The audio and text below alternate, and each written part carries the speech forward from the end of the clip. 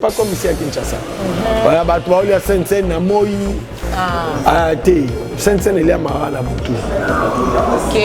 Parce que tout le monde dans l'église, nous sommes à l'autre, à Saint-Saëns. Bon, bah ça, les lara, oh, tu bien la modernisation de la Bible.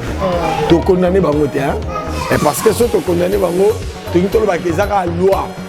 Bah, tu as comme ça, la loi, bah, il y a Saint-Saëns de 18h. À 22h.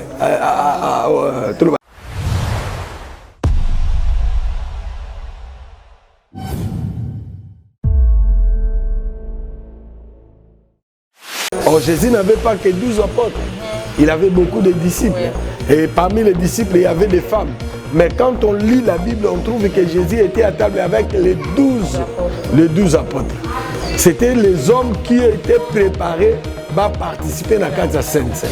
On a autant les procédures établies par Christ avant de mettre ça, il y a le lavage des pieds. Ah oui, oui.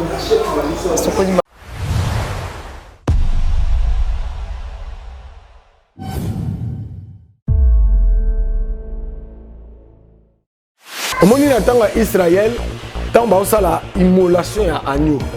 Babi agneau ana basaki na droite ya kolongola eloko mona kati ya agneau nyonso il faut batumba yango batumbi baye nango bakolia yango nyonso mbeka bakolia yango mobimba 5 babuka mukuwa. Ah bon? Bana droit babuka mukuwa te. C'est pourquoi on appelle à Christ tant azaki immolé babuka mukuwa te. Babouki à Moïbe à droite, Babouki à Moïbe à gauche. Mettons baye bakome pa na e.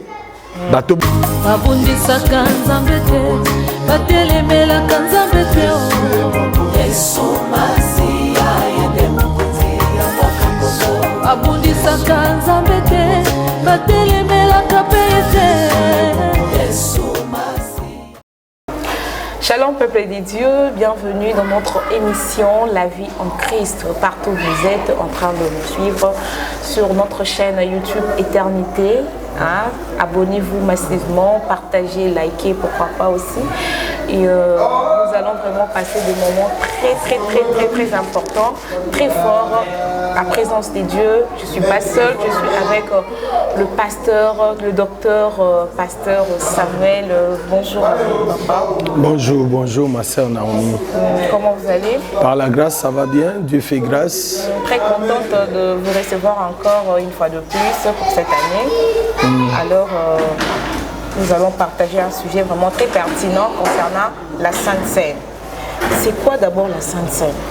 Merci, je bénis tous les enfants de Dieu qui nous suivent dans le monde, qui ont reçu la grâce de se connecter au travers de notre chaîne YouTube l'Éternité TV. Que le Seigneur le bénisse. Et le sujet que vous avez choisi là, c'est un sujet très important. Très important. La Sainte Seine, par définition, on dit que c'est le repas du soir. Okay. C'est le repas du soir. Il est à pourquoi? Donc, s'il faut parler de la Sainte Seine, il faut voir la Bible dans l'Ancien Testament.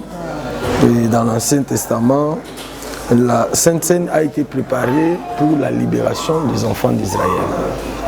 Et dans cette institution de la Sainte Seine, qui se situe dans le livre d'Exode chapitre 12, Exode chapitre 12, et dans ce contexte-là, le Seigneur donne une instruction pour libérer les enfants d'Israël. Et pour bien les libérer, il avait institué la Sainte Seine. Voilà. J'aimerais trouver un verset qui va nous amener directement là-bas. Je suis dans le verset 5-6. La Bible dit: vous aurez un agneau sans défaut, man, âgé d'1 année. Vous le prendrez d'entre les moutons ou d'entre les chèvres. Vous les rendrez en garde. Donc dans d'autres versions, on dit vous les garderez pendant 14 ans. Ça, c'est ma version dit, vous les rendrez en garde pour nous. Et toute la congrégation et l'Assemblée d'Israël l'égorgera entre les 2 soirs. Voilà. Okay. Ça, c'est l'institution de la Sainte Seine. La Sainte Seine est un repas où les enfants d'Israël devaient manger avec le pain sans levain. Lorsqu'on parle de l'agneau d'une année, agneau d'une année, on veut parler une année, pourquoi? Parce qu'il s'agissait d'un agneau mâle, il devait être mâle et puis sans défaut, par la consécration de cette repas institution.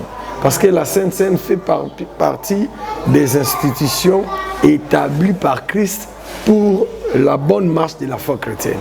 Okay. Quand on avait parlé du baptême la fois dernière, oui. Et quand on parle du baptême, après le baptême vient la Sainte Seine. Celui qui passe par la Sainte Seine, c'est celui qui a reçu le baptême. Donc si tu n'as pas reçu le baptême, tu ne vas pas passer par la Sainte Seine. Normalement. Mais la Sainte Seine n'a pas une loi, qu'est-ce que je vais dire? Une loi siniconon, balobi que non mobe kwa nezaka bongo etikala bongo non. La Sainte Seine n'a pas l'âge aussi.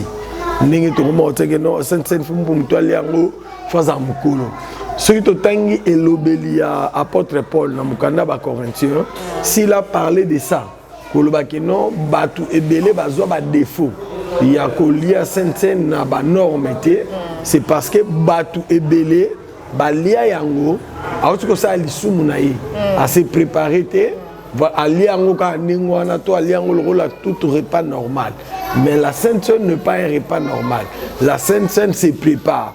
Voilà pourquoi dans le livre d'Exode, tozokuta ndenge nini Nzambe a institué qui Sainte Seine alobi agneau wana il faut la conserver pendant 14 ans et 14 jours plutôt. Pendant 14 jours, il faut la mobali, il faut la sans défaut. Bah, pessimisons d'abord la qualité à agneau. Or, l'agneau qui devait être immolé, c'est celui-là qu'on appelle la Pâque. Ok. Or, la Pâque, cette Pâque-là, c'est là où sort les pains sans levain. Les pains sans levain, c'est ça, la Sainte Seine. On dit les repas du soir. On dit l'agneau devait être immolé entre 2 soirs. Ça veut dire que katikati ya bapoko mi balé. Na 9h. 9h.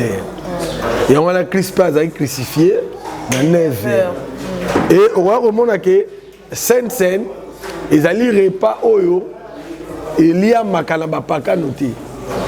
Il y a makaka na bana Israël. Ba Égyptien bazana droite, il y a oliango. Mais bana Israël nyoso bazali na droit, il y a participer na Sainte Seine. Qu'est-ce que je vais encore dire? Il y avait 2 choses. Il y avait l'agneau, il y avait les pains. Or, lorsque Christ institue la Sainte Seine, lui ne parle pas du pain, il ne parle pas de l'agneau, mais lui il parle du sang et de sa chair. Okay. Vous voyez? Voilà aussi que je vais aller aussi demander. Apparemment, il y a 2 sortes de Sainte Seine. Voilà, ça c'est la première étape, c'est la Sainte Seine de l'Ancien Testament, instituée dans le nord juif, en Égypte. Parce que la Sainte Seine n'a pas commencé en Israël, la Sainte Seine commence en Égypte. C'est là où Dieu a institué la Sainte Seine. Et on dit que cette Sainte Seine-là, c'était la Pâque à l'époque. La Pâque qui servait à la libération des enfants d'Israël. Pendant que les enfants d'Israël immolaient l'agneau, Dieu, cette même nuit-là, devait égorger les premiers-nés égyptiens. Or, quand Jésus voulait participer ou bien passer à la table, il n'a pas passé à la table selon les normes chrétiennes, mais il a passé à la table selon les normes juives. Okay. Lorsqu'il dit à ses disciples, allez en ville, vous allez rencontrer un homme à la porte de l'entrée de la ville. Posez à cet homme, le Seigneur nous a envoyés pour te poser la question, où doit-il manger la Pâque? Les lieux. Le lieu, voilà. Où doit-il... La Pâque ne se mange pas partout, pas n'importe quelle air. C'est pas comme ici à Kinshasa. Voilà, bah, tu vois, il y a Sainte-Seine, Namoyi, à Té. Sainte-Seine, il y a Mara, na Boutou. Ok. Parce que tout le monde dans l'église, je suis sûr que les autres sont à Sainte-Seine. Bon, bah ça, les lara, oh, tu ben ranine. La modernisation de la Bible. Tu condamnes bango te, hein? Et parce que si tu condamnes bango, tu as une loi. Bah, tout ce que tu as une loi, bah, il y a 5 scènes de 18h à 22h. Tout le monde dit, bah, 18h, bah, aussi, ça a tombe, moi, tu as veillé, il faut aller à 5 scènes. Or, ça devient, la méthode, il y a travail, il y a une question normale. Mais la méthode, il y a Bible, par rapport à l'inspiration. Tu le dis d'abord, qui peut manger la Sainte Seine? Qui peut manger la Sainte Seine? C'est une personne qui s'est préparée par rapport à ces repas-là. Il y a un moment, baye koli, tant on va l'équipe la mesa. D'abord, avant de l'équipe la mesa, il faut l'homme de la criche. Pour connaître la maison du Père, la Sainte Seine, on appelle ça aussi le Lobelimsou, la maison du Père. Pour connaître la maison du Père, il faut suivre l'homme à la criche. Parce que tout le monde se bat à la criche dans le tout. Il faut que tu aies la criche dans le tout. Au bandit qu'on l'a ndaye. Jésus a dit que tout n'a question. Abibo landa, est-ce qu'il y a un quota? Binope, bokota. Ça veut dire la criche, c'est un symbole des porteurs d'eau. Les alliés, les mouabato à Mémaramai.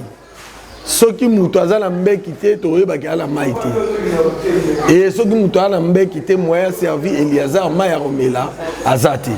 Donc, il y a un ouana. Mais, balanda qui est, comme une sika, les lieux appropriés de la Sainte Seine. Qui devait participer à la table? C'était les 12 apôtres. Or, Jésus n'avait pas que 12 apôtres. Il avait beaucoup de disciples. Et parmi les disciples, il y avait des femmes. Mais quand on lit la Bible, on trouve que Jésus était à table avec les 12 apôtres. C'était les hommes qui étaient préparés à participer à la Sainte Seine.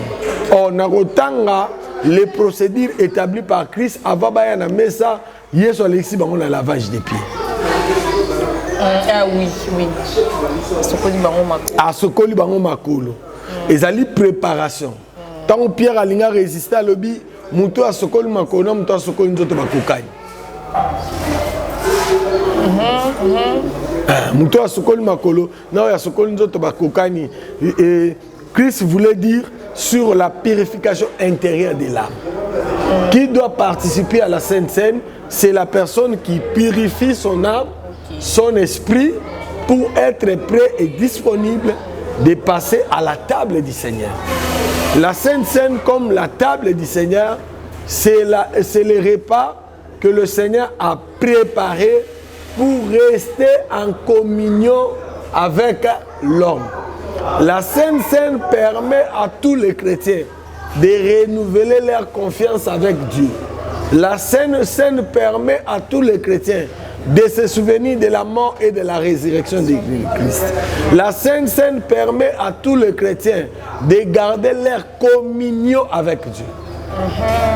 Mais il y a quand même une date précise concernant la Sainte Seine? Non, il n'y a pas une date précise. Il n'y a pas une date précise. Parce que devant l'église de Basali Sainte Seine. Devant l'église de Basali Sainte Seine. Donc, période, il va rater. Il n'y a pas une période précise.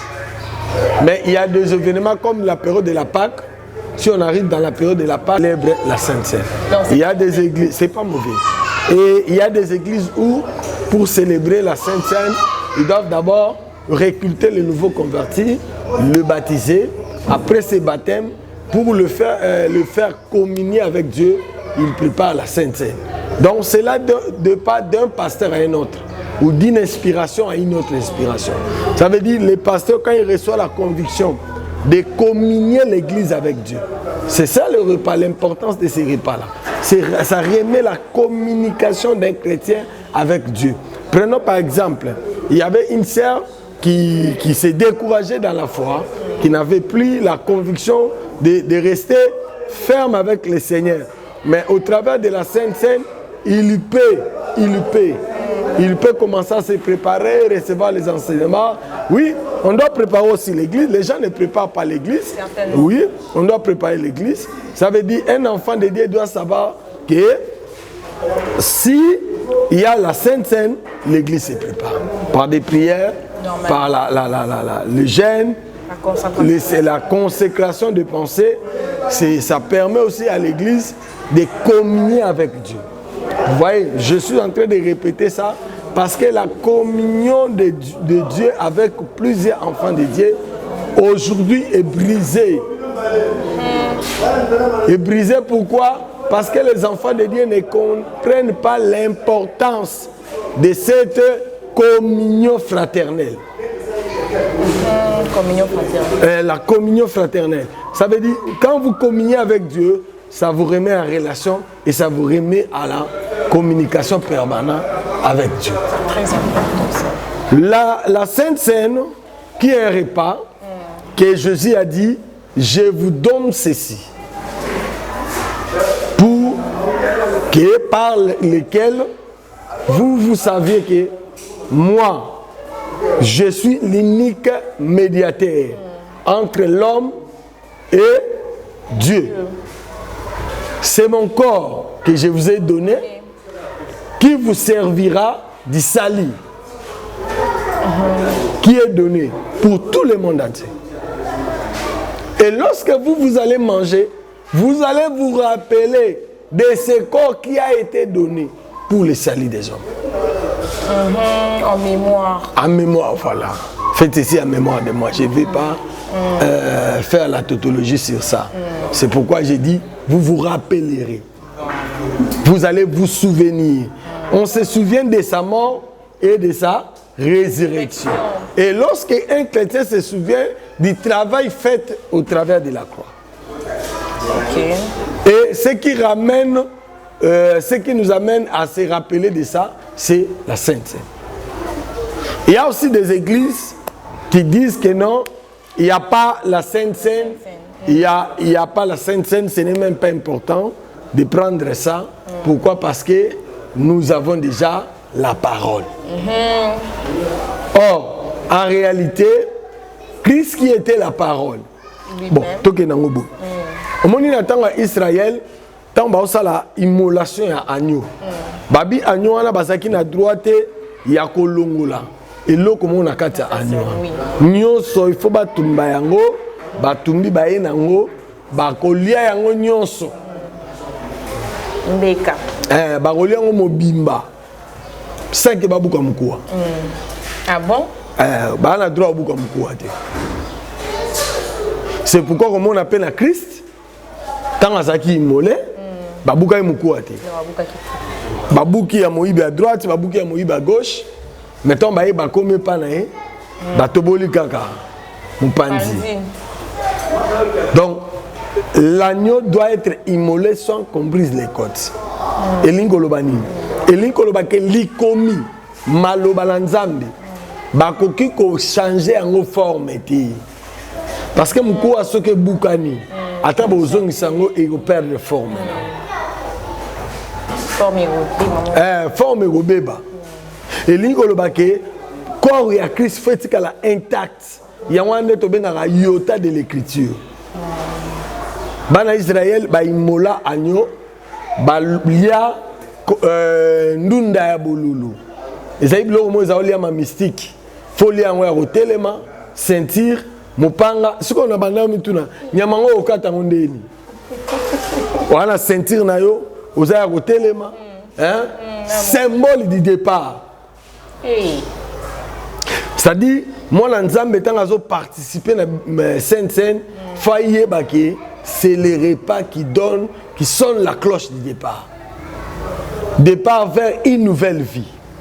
Si vous avez une vie à Kala, Nanzela Biloko wana, et puis si vous vie à Sika. Alpha ceinture, Fazana Mopanga. Les ceintures, c'est la vérité, c'est la vérité. Le P symbolise les combats. Ok. Ceinture, voilà. Et on est babandé kolata. Et on est babandé kolata. Na auto sobenga Sainte Seine ou bien les repas du soir. Natanga ba Yuda, lelo Christ tango aye yateme ça. Oui, il y a ces tables et puis après naba yekoli. On moni que méthode et pratique c'est une tessani échanger. Alors tant moi l'ensemble azo participer ne loko wana faye bake azo kota na vie à combat, il faut vivre dans la vérité. À vivre na vie à combat, hein, na kata vie à combat, yé poids long habitubana face à la vérité. Les repas qui te ramènent devant Dieu, qui te présentent devant Dieu. Ma condition, il y a baptême, ils ont des conditions importantes, ils ont des conditions ecclésiastiques. Condition, il y a sanctification, bien purification de l'âme, donc préparation spirituelle en bref. Tout un enfant de Dieu doit chercher à purifier ou bien à se préparer avant de participer dans ces repas. Ils ont dit que se préparer, au yeka mbalamonko, au coup de son église, aux acquis disponibles, yoana mbalamonko au lieu. Par conséquent, c'est énorme. Au Bible est à l'isibiso, batumusu bakoma ba infirme. Parce que ça bizaki na yango. Ba monongo le rôle biloko moko normal. Même l'église, elle va vraiment pas que l'amour. Elle doit comprendre que Maoué là, on a mis la sainte-sainte, on a mis la sainte-sainte, on a mis la sainte-sainte. Et ça, ignorance. Hein? Et ça, ignorance. On va bon, mais la sainte-sainte. Bah, mais la sainte-sainte, bah, lire la sainte-sainte. Ok, lipana. Lipana ve. Ve on est un symbole à makila. Lipa est un symbole à nzoto. Abi o est un nzoto langai. Et puis ça mi pour la mokili mobimba. O makila langai. Et sopani pour la bolimbisi à masuma batunos. Lipa na ve. Baliara yango. Baliara yango. Tango zo liango soko liango na lokoso. Bazali va dire comme soupe bazali ou dire ayene rappelé on la lokoso. Mais tango liango na lokoso c'est que ebeta yo. Ah, etika ba infirmité. Ah, etika vraiment ba infirmité et qu'on peut ce défaut corporel. Mais que le rôle là tous appelons la grâce sirabondé au moins la mutumosu défaut corporel peut-être monsieur à zangote mais à quoi est-ce qu'on cause défaut spirituel? Comment ça défaut spirituel? Défaut spirituel et ils allaient tant au mutu à comme extra incrédule à mesani nanzami nzamba comme camarade naïe ata c'est une kobo na tonga sala on a midi aya sala on a poko atanga oya alekini na sense donc hein et commissaire bon et commissaire incrédule azo comprendre te makambo atika kala oya tikaka aboyaka abosanaka awanganaka ezongeli lelo. OK. Donc l'église par exemple va plutôt va lire ka sainte. Comme ça ni on peut ça parce que c'est très important pour la mission ba na Nzambe to lire sainte. Bon, tous on a conseil à repérer na bango te mais faut to yeba doctrine nini balingi ba imposer na mitu ya bato. Comprends? Oui. Doctrine nini balingi ba imposer na mitu ya bato. So to ebi doctrine no ba balingi ba imposer na mitu ya bato. So de am ta pesa bato baptême te. Aroya ko pesa bato nzela ba leka na sainte. A pesa bato nzela te.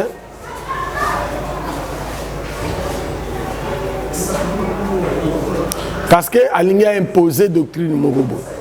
Doctrine no ya alingi a imposer Batouba Simba yango ba garder par rapport à la connaissance oyaï. Or, il est dans les faux. Parce que c'est lui qui a institué la Sainte Seine, c'est le grand maître. Oui, lui-même. C'est Jésus-Christ lui-même. Et puis il a recommandé yango. Abi faites ceci en mémoire de moi. Ça veut dire tant on a zo sala yango, je ne le fais pas par rapport à moi-même, mais je le fais en souvenir d'un travail effectué par mon Seigneur. Et quand je fais ça, je ne me rappelle pas de moi, mais je me rappelle du jour de mon salut. Mukolo nkola somba kinga, mukolo asikola kinga. C'est ça la base de mes souvenirs. Alors, ceux qui n'ont ignoré yango, toute ignorance dans ces choses-là, ils allaient chemin à perdition. Il y a autant ça la sainte, l'église n'a pas aller à Sainte-Seine parce que Sainte-Seine ya solo eza liloba nzambe. Liloba nzambe yesu ateya ngo kolega bato. Nana rote ya liloba lokola yesu ateya. Nana ngoboye bisanga eza nani. Prophète nini akoya koteya mateya o yesu ateya comme nani. Azate. Azate. Article la paix aux alatés. Exactement. Voilà. Pour bisogno son de toi boy. Toza na biso bililingi ya pamba. Et lilingi ya pamba. Muto solo les andeye. Voilà. Parce que tant à lobby, alors on a l'apôtre, tu es comme. Na pasteur, tu es comme. On a prophète, tu es comme. On a docteur, tu es comme. Donc tous toi le cola. Yendaza oya solo. Donc yeso ka tu es loco. Muto ko contredire ango azate. Yozo ya ko contredire yoza le cola. Ozo ko imiter mutu. Ozo ko lula mutu lingolo koma le cola mutu wana. Et bon lingo so contredire mutu wana. Ça n'a pas de sens. Vous comprenez?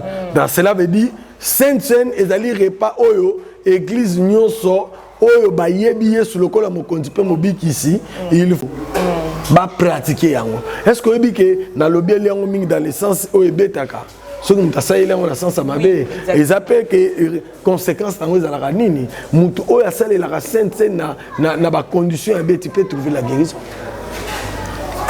Oui. Na sambela déjà pour ndeko mona on sambela solution mona te nzamba lobi na la Sainte-Seine. Na ebisie somba vin, somba pain sans levain. C'est le pain sans levain. Pain sans levain. Mona mutu buzo ke somba baka 200. Aina nga bandi au 4 la bananza. Non? Zo le pain sans levain, ba sala rango, ba komandaka yango. Tout le monde arrive à ajouter n'importe quel pain. Non non. Faut que ça soit aux normes de la parole de Dieu. Ah bon? Mutu moko tuninga bimbo, soki sikoyo mutu azana zamba. Azana vignoté. Asala ngondeni. Menga inga ezaliti. Nga ya rouge. Ebi misara nini makila. OK. Voilà sikoyo batambo kande ba osala bon. Donc, pour bango bazan à 20. Bon, ça est là, ouais. Des petits pains sans les vins, on a ça, on m'appelle le boulangerie. Nga na ko sala ngo, nga sala ça ali pa nga pa mutute. Nga mona sala yanga. Ce que pe na boulangerie on sali commande. Bon, ça est là. Pour la plupart des églises de Monara, particulièrement dans Monara, ils ont un lit normal, ça qui lit par carré.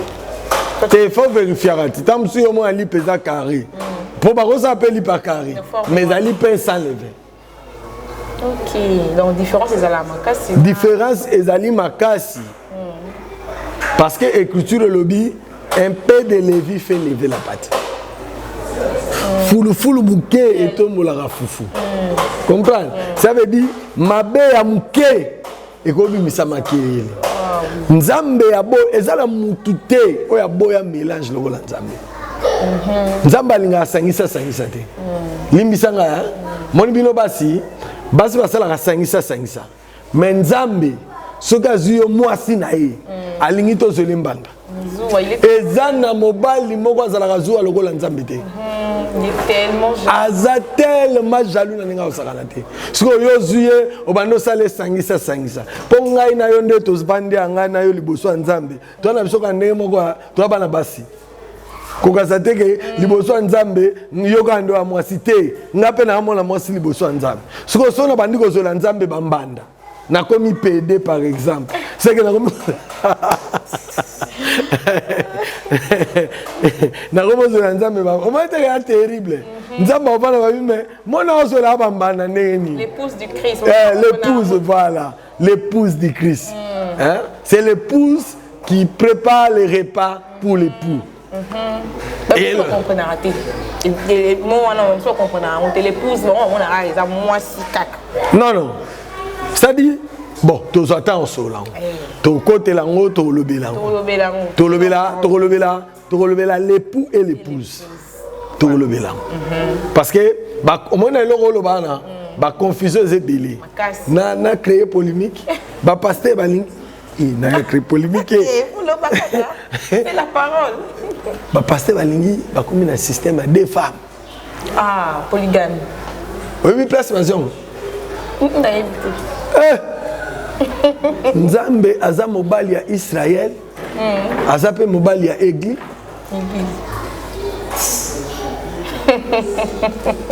C'est la confusion. En tout cas. Mais ce qu'on a son aïe, faut ramener biso na Nouvelle Jérusalem. Objectif est Nzambe zali, azo nation, azo peuple éli, Israël, à 5 sabiso. Tout ça la ville moko. Azo la ville mbaleti. Ça veut dire l'unique l'épouse. Ce qu'on va passer, ça va développer pour voilà. Nzambaza basimbale, gape fona zana basimbale. Donc à développer et puis il conduit les gens en erreur. Nakati a qu'est-ce que je veux dire? Nakati a esprit a impudicité na ye. C'est tout ça. Azana ina posa e kobo. To asalaka yango te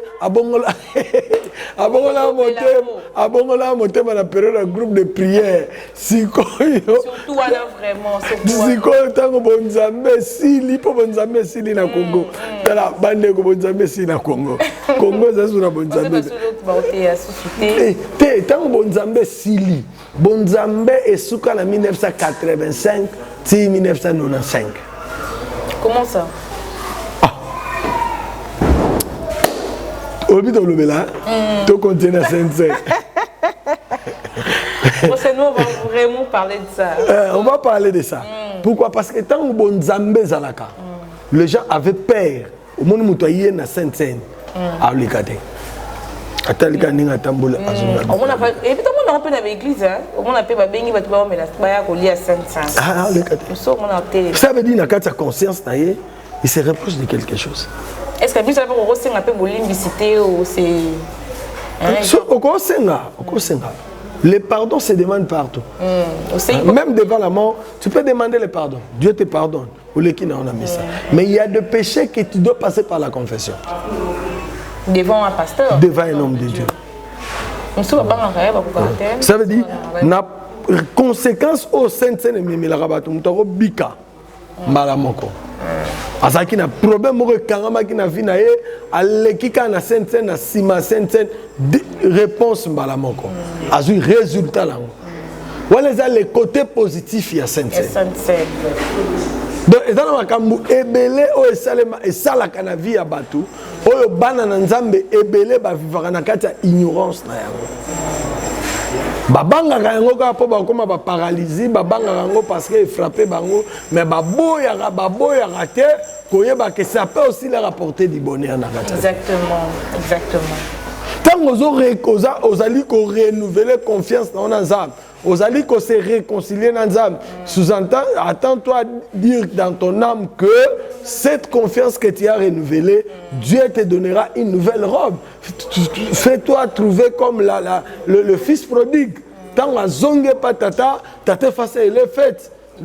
À somber les robes à sika, à bomingombe. C'est ça la fête, c'est ça la joie qui revient dans le cœur de quelqu'un. Et le Seigneur peut te faire ça. Donc c'est ça. Donc il y a un moment là, batebele, bazangi ko luka. Découverte, il y a renouvellement de confiance avec Dieu. Et j'ai aimé ça, si j'ai osé la biso, il faut tout l'embaka bien, parce que l'église de Dieu a besoin de ça. Exactement. Et beaucoup des enfants de Dieu ne cherchent même pas à avoir cette confiance de Dieu pour leur vie. Mais nous voulons avoir cette confiance-là. Toi qui suis cette émission, cherche à avoir la confiance de Dieu et que Dieu te fasse confiance. Je sais que peut-être ça fait longtemps que tu as participé à ça. Et parce que le monde entier, tous les fidèles au sous l'église. Surtout sous l'église tel pasteur a fait ça, tel pasteur a fait ça. Il te conduit en enfer. Au moins que tu sois toi-même plusieurs bois à la fois. Hein? Parce que mon koni ezwaka moto pas voisin. Ce qui oza koni omoko oza na foi moko ya boyebika mupanzi moko. Et yango nga za somu tabenga passer bando sunganga soko elinga ba logique no na kati. Na za bongo. Na ke no 2 fois 3 fois to nyoko langa. Parce que ngai nde oye ko luka na sunga yo. Yo yeli ngai connaissance na yo. D'où nakati. Le roi yo za de na connaissance ça est là. C'est que vous avez besoin de connaissance. Donc en tout cas, merci beaucoup le docteur Papa Samuel pour éclaircir. Na sengo lo mongo ko benga ngai docteur pasteur T. Nazali docteur en bref. Soko pesinga double ministère na kokoma product. Na yo kende li fait le pamba. Faut identité na ngeza Merci beaucoup docteur Samuel. Merci. Là, c'est presque à la fin mais un mot de la fin et puis une prière pour que tout kabonana ba découvrir. Mot de la fin na pamboli les grands métenanciers Ariel na sima ya caméra et na pamboli pe maman Naomi po okanisa gibiso. Et tous les plus grands qui ba mususu te. Beza bato balobaka kitoko koleka biso bazali. Mais bino boponi biso nzamba zo lokumu et libota nzambe o ba olanda biso na yebisaka toujours libota nzambe. Si tu es serviteur, pose-toi cette question. Pendant que je suis sur terre, est-ce que le Seigneur me connaît? Quand je serai devant lui, est-ce que je serai connu du Seigneur? Na boyaka toujours. Ariel a ebi phrase nanga oyo. Na ebisaka basali na nzambe. Na boyaka mukolo moko nkola ebisanga. Natikala koyeba yo te. Phrase wana ezalaka bongo natikala koyeba yo te. Ti na oganga pa naza pasteur nzambe ati ayebi na yenga te. C'est to luka nzamba yeba biso et nzambe asala biso bolamu. Nzamba pambola bino. Numéro de contact na biso zali plus 243 89 41 22 846 topé plus 243 toujours 97 62 56 553 au bengi biso to sunga yo na conseil na losambo iza malamu to sambeli éternel Dieu de grâce to pamboli bana yo o balandi biso na ngunga muke o epesa milaki biso na kombo na Yesu mabota na bango pambolama bandako na bango kangolama au nom de Jésus-Christ de Tolobi. Amen. Amen. Voilà. Merci. Là, nous sommes arrivés à la fin de notre émission et nous vous invitons de nous regarder, de cliquer, de j'aimer plutôt dans notre émission, pourquoi pas dans notre chaîne Éternité. Vous abonner, vous s'abonner massivement, vous partager, vous liker et nous allons nous retrouver au prochain numéro. Portez-vous bien et que Dieu vous bénisse. Au revoir.